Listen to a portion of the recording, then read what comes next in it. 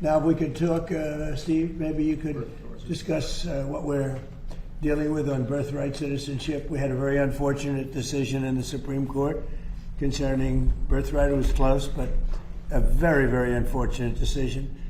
So we're making adjustments because it's very unfair. This was done for a different reason. This was done right after the Civil War. This was for the babies of slaves.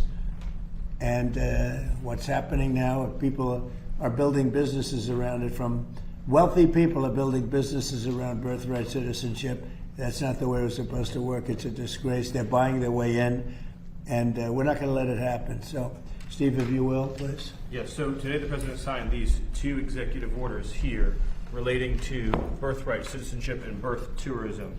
As the President mentioned, the 14th Amendment was passed exclusively in the aftermath of the Civil War to ensure that the children of slaves would be citizens. It had no other meaning and purpose outside of that. And that's been clear, obviously, since the day that it was passed. You can go back and you can read the congressional debates. This is not something that's even seriously contested by anybody. The President is using his authority as Commander-in-Chief to sign first an executive order using the new ruling the Supreme Court issued to expand the definitions of people who are ineligible for birthright citizenship. That includes, for example, alien enemies of the United States, members of foreign terrorist organizations, and large categories of people who lobby and act on behalf of foreign governments. And so with taking this action, it ensures that large numbers of people who wrongly would be getting birthright citizenship will no longer be eligible for those benefits. The second action that he's taking, which is especially historic, is for the first time ever in American history to ban birth tourism.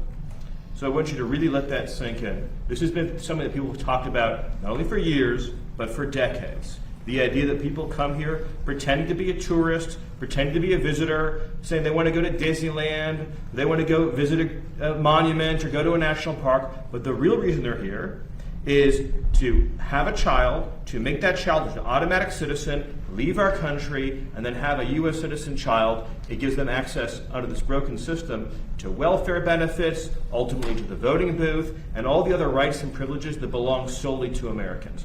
So that practice of birth tourism is, as of the signing of this order, hereby banned.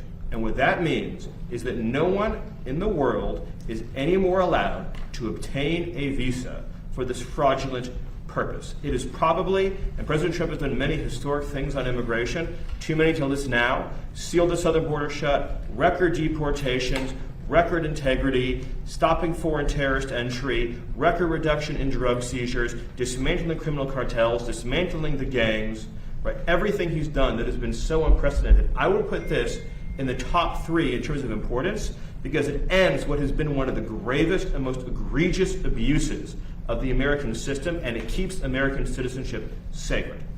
But they've taken birthright citizenship and they've made a joke out of it.